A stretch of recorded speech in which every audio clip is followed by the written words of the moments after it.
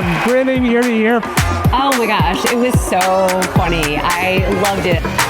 Would it surprise you to know that the success of your organization is directly linked to the amount of levity in the workplace? Now, levity is about lightness. Its definition is lightness of mind, character, behavior, and weight. Over the past 15 years of helping organizations use levity to create a culture of connection, I started to notice a recurring theme. Lots and lots of good people are successful but stuck. It's just so clever and hilarious. It was phenomenal. Give me 3 fingers on one hand. All right? These are zings. Okay, get them up there. Come on. It sounds like this. Zing! All right, give me a finger on the other hand. This finger. This is a clunk. You know what this sounds like together. 1, 2, 3. Clunk. 3 to 1. This is a ratio you need to understand in order to assure your organization's success. So let me ask you, are you creating 3 zings to every clunk in your workplace?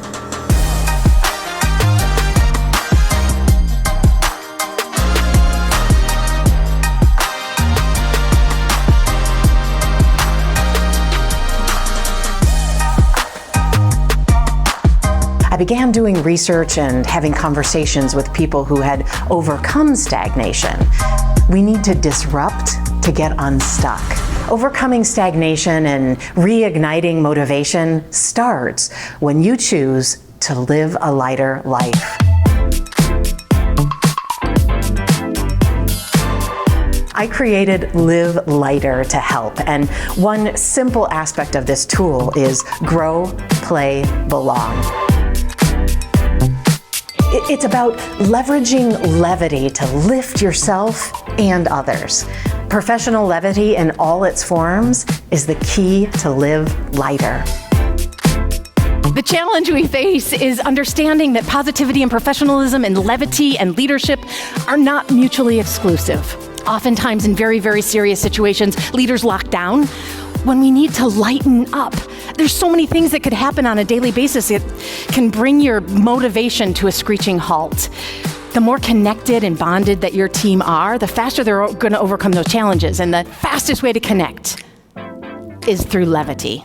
Truly effective leaders understand that the most compelling professional hard skills are in fact soft, which means that in order to succeed, we gotta lighten up and lead.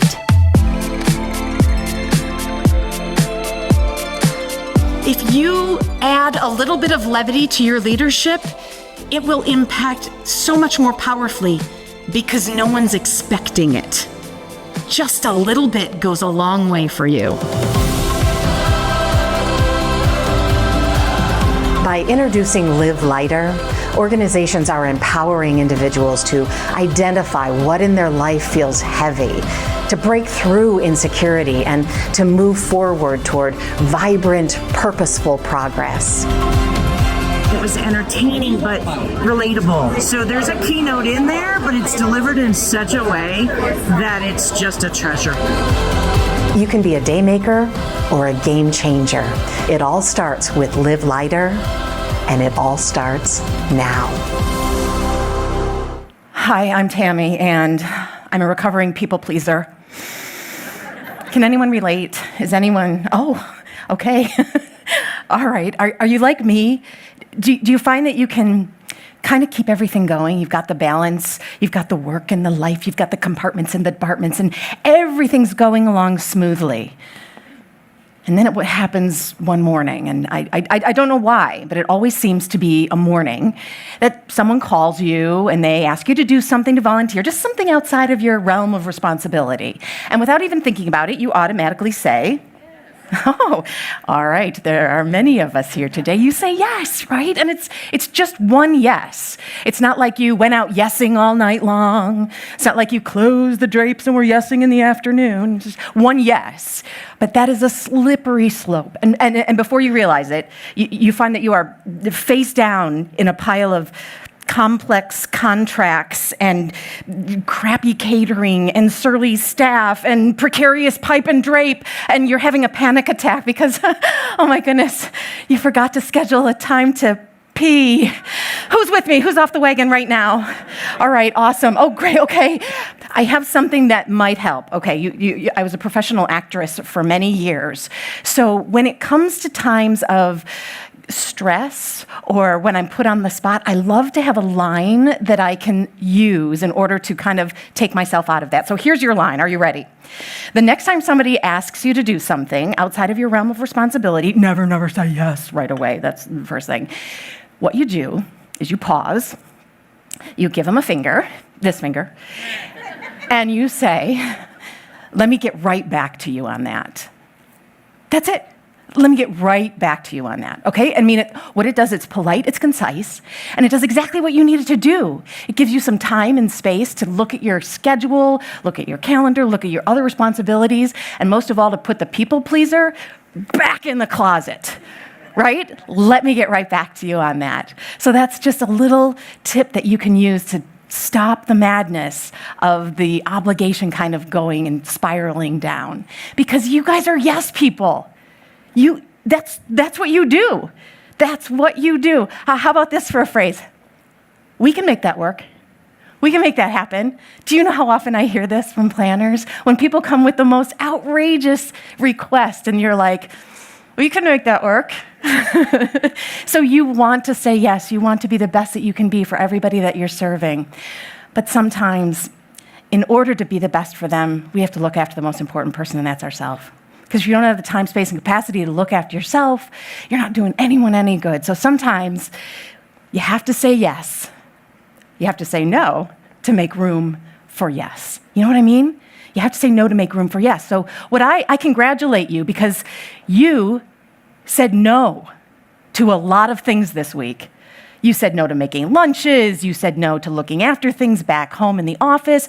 You said no to say yes to yourself, your meetings, all the attendees, everybody that you are going to influence. Because you know what? What you do is really about making the world a better place. And you're doing it through relationship and commitment, and you're doing it through experience and connecting people that way. So thank you for saying no so that you could say yes today. The thing about being a people pleaser is that it starts very early on. So I'll share with you when I really noticed mine. I was working on the design team for Banana Republic in New York City. Anybody a Banana Republic fan out there? Yeah, oh yeah, of course. Yeah, oh, it's huge, yeah. It was a job filled with fashion and travel, and my boss was hilarious. She was from England and studied in Paris, and I got to design. There was an expense account. Hello. It was the perfect job for somebody else because I was miserable. I'm really, at my core, I am a fashion flunky. At the time, I was matching my belt to my shoes, and the fact that I even wore a belt. Okay, do you remember the pants where it was the really low waistline, and then the shirts had the really high waistline, and it was all the exposed midriff? They did that to you. And so while I really liked them, I'm still very good friends, and they liked me, but it was clearly a case of a duck being raised by the swan family.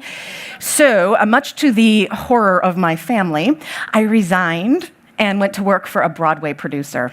Now, with my background and my training, this was much more aligned to my strengths. And this job was incredible. I got to work with award-winning producers and composers and actors and musicians, and it was a perfect job, really. There was just one small problem there, and that my boss was, what is the word? A difficult person, yeah. Her form of communication was she would get louder and louder and lean in closer and closer if you were the recipient. So it all came to a culmination one day when I was the recipient, and we were all sitting around the boardroom table with the team, and I love this team, and she was getting louder and louder and leaning across further and further, and at one point she reaches out and flicks me in the forehead. I know, right? That flick, needless to say, set off a series of events in my mind, right? The great thing was I had the perfect thing to say, 5 hours later when I was walking home. Do you ever do that? Do you ever, like, you play it over and over again and you come up and you're like, oh, that is exactly, and you come in the next day and you're like, do it again. Right? Oh, that flick. Oh. So what I learned about that flick was I had two choices. I could quit. A lot of people would quit. Or it was the perfect job. It was not the perfect boss. I could try to find a way to stay. So that's when I started taking courses on communication and standing up for myself and conflict resolution. Hello. And I really found some tools that allowed me to stick it out and to deal not only with her, but for all of the challenges that I face in my life.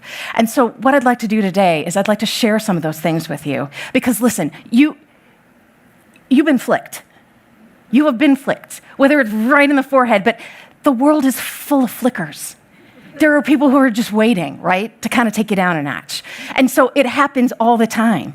So the thing that I learned about that is that, we're all traveling, right? This is a journey that we're on. And we travel every day, morning to night, every morning to every night. And if you have lived at all, which I hope that you have, you're carrying some baggage with you, right? You're carrying baggage because you took risks and you made choices that didn't always maybe work out right. You were trying things. That means you have lived a life. And how we deal with our own baggage, that's our lot in life. That's how we show up, right? That's what we're responsible for. What I found about the flickers is they're trying to take their dirty duct tape baggage and they're trying to put it on us, right? That's what that's about. So the next time you run into a flicker, here's my advice. Do not carry baggage that somebody else packed, right? You just set it down, you wish them well, and you walk on. You go on your way knowing inside, that's not about me. That's not about me. And then you move on. So what we're going to talk about, the tools that I'm going to talk to you about today, I thought I would give a call out to the group that's so responsible for so many wonderful things here. We're going to talk about MPI, and that stands for motivation, people, and inspiration. These are the 3 steps we're going to take today. We're starting with motivation. Let me ask you, what do you think is the number 1 motivator in the workplace? Out loud. Money. So money was the first call out. That's the number 1 answer people think when I ask this question to audiences. You know the Gallup organization, right? They interview thousands and thousands of people, poll that, and ask questions like this. The cool thing is, money is not number 1. Money's number 3. It's up there. All right. Number 2 is fulfillment in the workplace. Number 1, yeah, you guys, you're so good. Appreciation, acknowledgement, recognition, exactly. So the beauty of that, appreciation being the number 1 motivator, it costs nothing. Who can you appreciate?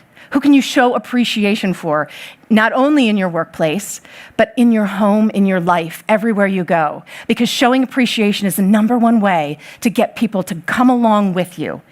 So it's small things, and we'll talk about some of these later, but small things that you can do, but start having an appreciation mindset for your staff, for your team, for your clients, for the event planners, all the things that are around you when you're putting on your event. So what do you think is the number 1 blocker of motivation?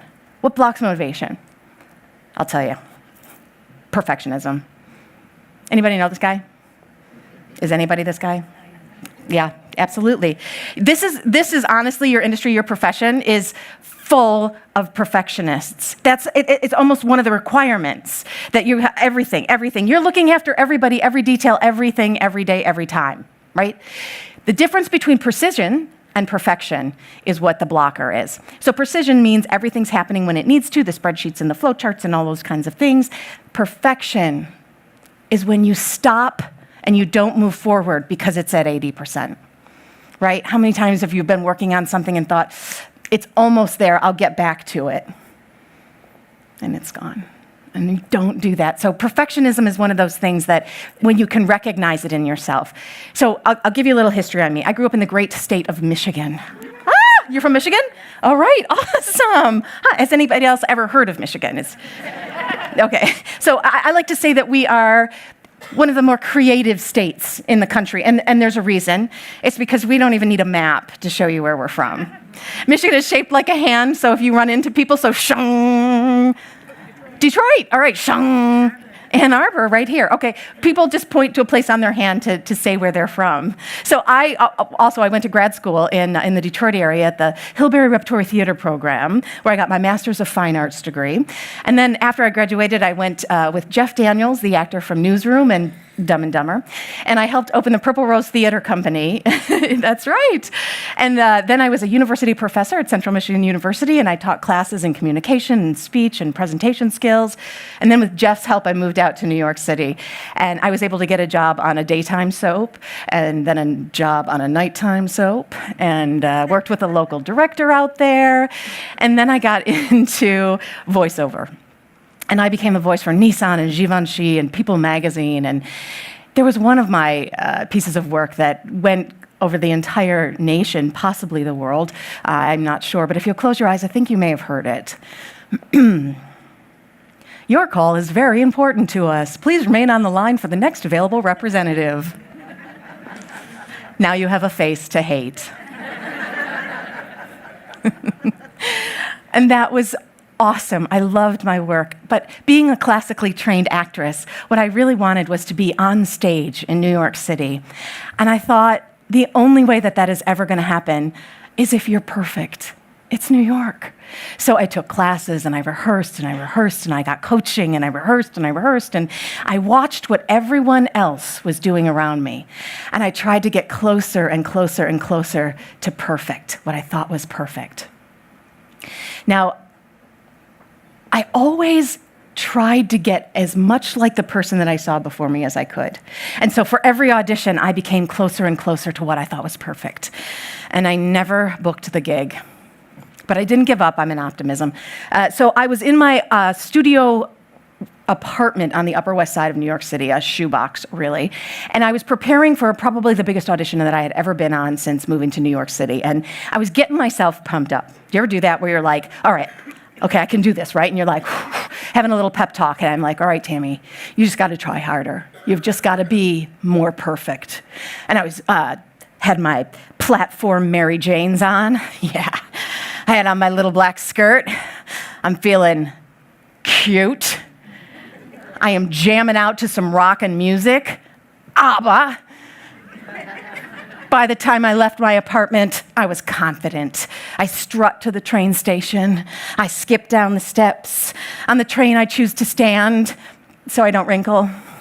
And I turn my back to the other patrons on the train, and I watch the black subway walls go by, and I decide to flirt with myself and my reflection.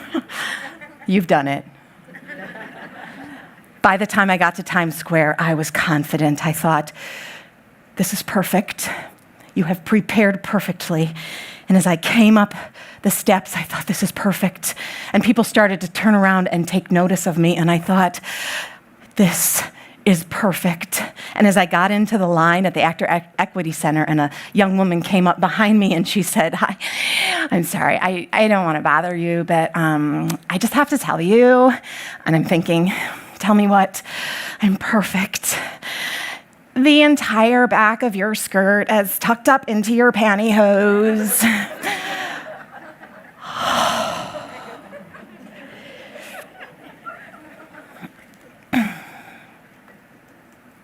Perfect.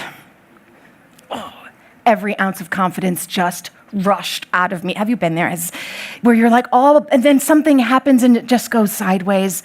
I almost went home. I almost turned around and went home, and then, so I'm crouched down, and I thank my good Samaritan, and I yank the offending fabric out of my pantyhose, and just as I'm rising up to turn around and go back to the train, my eyes come up, and I see directly across the street is a man playing the guitar in his underwear. Who's that? Naked cowboy. Does everybody have a picture with the naked cowboy? Wow. So he stands there year round, and people take photos with him, and he plays his guitar. And I laughed out loud, and I thought, okay, yes, the entire population of Times Square may have just seen your assets, but you're never going to see them again. And besides which, this guy. So I went into the audition. And I told them the story, and we all had a big laugh about it. And then I did my audition. And it was not perfect. But I booked the gig. Because they said they liked my personality and my passion. It took that pantyhose moment for me to realize personality and passion upstage perfection every single time. Now, we might not all wear pantyhose, but as professionals and as human beings, we're going to have pantyhose moments. So when you've prepared something so perfectly, and then something comes along to completely derail it, put your perfect on pause. Allow your personality and your passion to prevail. This is a big thing. And here's a funny thing about this word. It's a great word to use in situations that need it.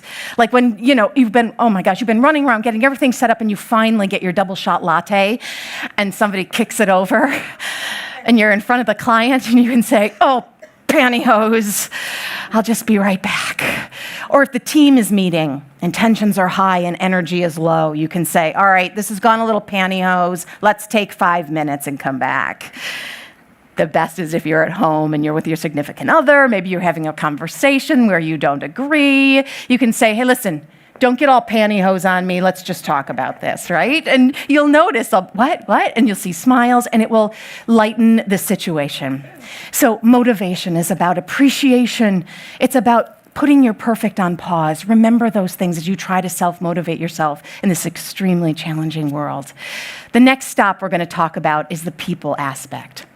People. We have to have people all around us. We're all on this journey together, right? So it's about relationship. The quality of your life is directly related to the quality of your relationships with others and with yourself.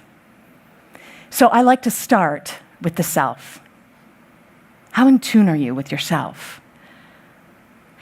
We're all born with a natural gift called intuition, right? It's God-given. It's just in there. And you'll be hard-pressed to find a young person who is not in touch with their intuition. Well, yes, I will have a third cookie, thank you. But by the time we get to our age, we not only don't listen to our intuition, a lot of times we think it might be wrong. We don't trust it. I call it the clunk, because it's a real physical feeling that you get when you're like, ooh, something's off, right?